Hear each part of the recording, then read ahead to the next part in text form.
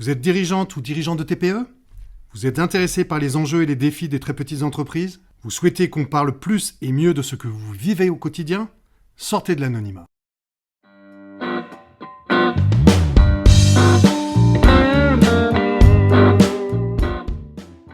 Aujourd'hui, une fois n'est pas coutume, nous allons parler de la joie d'entreprendre.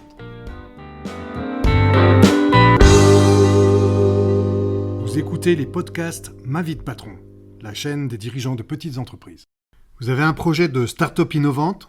Je vous aide à définir le meilleur business plan et la meilleure stratégie marketing. Contactez-moi sur mavidepatron.fr. Pourquoi? Parce que entreprendre, c'est une source de satisfaction.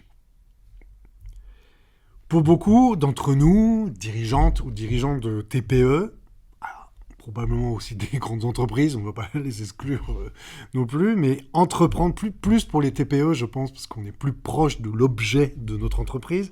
Entreprendre, c'est une joie, de mon point de vue, c'est une joie indicible, et ceci pour plusieurs raisons. Parce que quand on crée une entreprise, c'est créer un objet entrepreneurial, des novo, de toutes pièces, en son nom. On choisit le nom en plus, la marque, on crée quelque chose. Finalement, on sont un peu artistes d'une certaine manière, même si c'est abusif. Je pense que les artistes n'apprécieraient peut-être pas qu'on les compare à des entrepreneurs, quoique ça peut se rejoindre à certains moments. Et on crée une structure pour qu'elle fonctionne. C'est une joie aussi parce que on va vivre de son art ou de ses compétences. On s'apprête à le faire, en tout cas. Et quand ça marche, évidemment, on vit de son art ou de ses compétences. C'est quelque chose d'assez jouissif, on va dire. Parce que on a appris, soit on a appris à l'école, on a appris un apprentissage. Si on a un travail manuel, on a eu peut-être un maître d'apprentissage, ou un maître qui nous a appris comment fabriquer, faire certaines choses, certains gestes, etc. Et puis, tout d'un coup, on se sent capable de le faire tout seul. Donc ça, c'est quelque chose c'est une joie indicible parce que tout d'un coup, on réalise soi-même quelque chose qu'on a appris à faire bien. Et puis, on va essayer d'en vivre, on va essayer de vendre. Justement, vendre, même si l'objet de l'entreprise, c'est de la vente, on peut être très bien un très bon commerçant. Il y a des gens qui sont de très bons commerçants.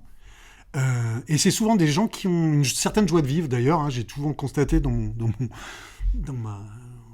ma vie d'entrepreneur que faire la gueule, ça permet pas trop de faire vendre.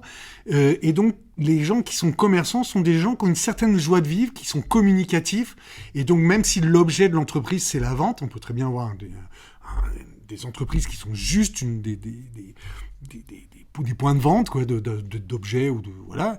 Et pourquoi pas? Et si la personne, c'est sa compétence principale de vendre et que c'est ça qu'elle aime faire et que c'est à travers ça qu'elle se réalise, c'est une raison suffisante, pour en tirer une satisfaction. Il n'y a pas de souci. Une autre raison aussi que je vois comme une des joies indicibles, c'est la capacité, la capacité ou le fait d'apprendre en permanence et dans tous les domaines. Créer une entreprise, quand on crée son entreprise, alors on pourrait parler de ça aussi pour des repreneurs d'entreprise, mais ils ont déjà eu plus ou moins une autre expérience avant, ça dépend. Mais on apprend tout le temps. C'est-à-dire que moi, c'est quelque chose qui me passionne. C'est pas forcément le cas pour tout le monde.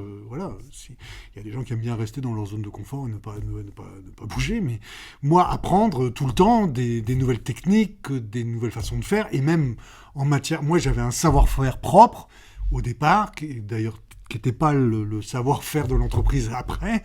Donc, j'ai appris la gestion, j'ai appris... la comptabilité, j'ai appris à gérer les achats, j'ai appris à manager, tout un tas de choses qui sont liées à l'exercice de dirigeant ou dirigeante d'entreprise.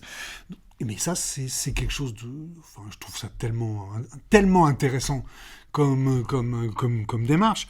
On est obligé de se remettre en cause en permanence, et ça fait avancer en permanence.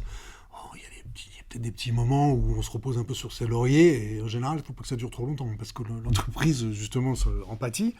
Mais voilà, ça, c'est quelque chose Enfin, moi, j'apprécie énormément ce volet-là de entreprendre, ou de l'entreprise, ou du projet entrepreneurial. Une autre raison aussi, c'est de rencontrer des gens. Alors, on peut se dire qu'on peut très bien avoir, effectivement, il peut très bien avoir des situations où des artisans très, très pointus dans leur domaine qui peuvent exercer loin de toute interaction sociale. Ça existe, hein. Je sais pas moi, un bijoutier, un orfèvre, voilà, des enlumineurs, des gens comme ça. Encore que, ils peuvent très bien avoir des gens ça peut être aussi des gens qui ont un bon relationnel aussi. À un moment donné, ils vont être obligés de sortir de chez eux pour quand même aller faire du commercial.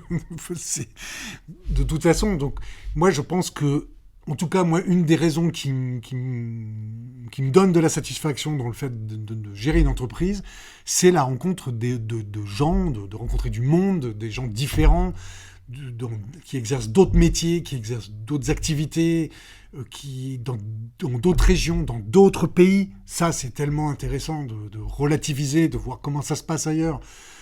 Voilà, puis de dire, bah oui, tiens, moi j'ai fait ça comme ça, mais ailleurs ils font comme ça. C'est tellement enrichissant, quoi. Et puis de discuter.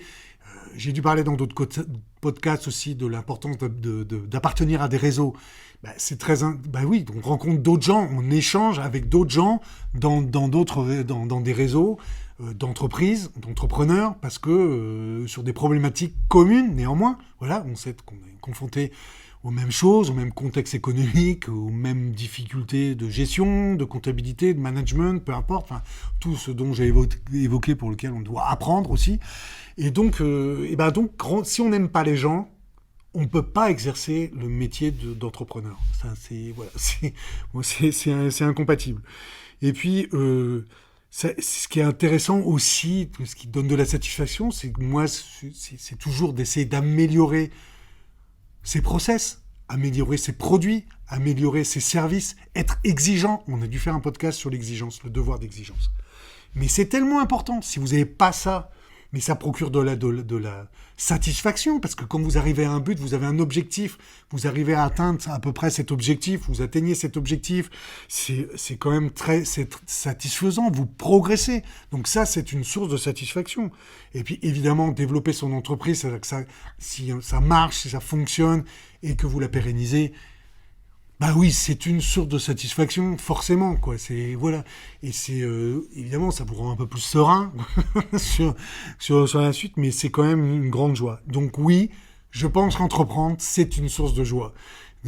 C'est peut-être, pour certains, excessif de le dire. C'est vrai, parce que, à contrario, c'est aussi, évidemment, et on ne peut pas le négliger, c'est aussi, l'entreprise ou l'entreprendre peut aussi une source de désagrément, d'irritation, de burn-out, de dépression.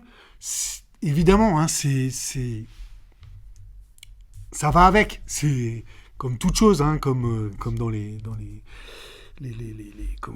poèmes d'Hésiode. Voilà, tout et son contraire. Enfin, tout va à ses frères et sœurs, quoi. Et donc, voir son entreprise péricliter, à cause de la conjoncture économique, par exemple, d'un manque de compétences, hein, ça peut arriver. Des fois, on s'est jugé trop compétent sur quelque chose, hein, et puis ça fonctionne pas. D'un conflit interne, ça arrive que des entreprises périclitent parce qu'il y a des conflits internes. On a dû en parler dans ce podcast, ou à cause d'un conflit avec un client. Hein, voilà, ou plusieurs. Voilà, vous faites du mauvais boulot, ça arrive. Voilà, et évidemment, tout ça, c'est une source de souffrance. On ne peut pas le négliger. Donc, comme j'ai dit, ça vient aussi avec. Et dans un autre podcast, on a parlé de l'effet montagne russe. c'est vrai que des fois, on a une source d'excitation. Voilà, on vient de signer un gros contrat, tout s'est bien passé, etc. Et puis pouf, le lendemain matin, il y a un client qui nous appelle parce qu'il y a un truc qui n'a pas fonctionné, puis qui va nous assigner au tribunal parce qu'il y a un produit qui n'a pas été livré correctement, un service, ça n'a pas été fait jusqu'au bout. Enfin, donc effectivement, on passe par tous ces états-là, mais globalement quand même, et heureusement, la gestion d'entreprise, c'est une source d'excitation, de joie. Ne serait-ce que, je sais pas, moi-même, quand je décroche un nouveau contrat, si j'arrive à décrocher des contrats avec des acteurs importants, des décideurs importants, c'est quand même... Ça me met en joie quand même, voilà. Quand on participe à un projet aussi, parce qu'on peut très bien avoir des projets collectifs avec d'autres entreprises, ou avec des collectivités, ou des laboratoires, pour notre cas, voilà, on travaille avec des laboratoires des fois. Ça, c'est super satisfaisant. Et il manque pas de situation finalement où, pour toutes les raisons que j'ai évoquées auparavant, toute cette joie, cette excitation se manifeste, quoi. Donc en conclusion, pour le créateur d'entreprise, entreprendre, c'est et ça doit être une source de satisfaction grisante qui mériterait d'être reconnue et valorisée parce que je pense que c'est un enjeu sociétal, rien de moins. Vous avez un projet de start-up innovante? Je vous aide à définir le meilleur business plan et la meilleure stratégie marketing. Contactez-moi sur maviedepatron.fr. Les TPE représentent 1 million de dirigeants d'entreprise. Il était temps qu'on parle de ces femmes et de ces hommes qui produisent une partie non négligeable des richesses de ce pays. Je vous dis donc à bientôt pour d'autres podcasts sur les TPE.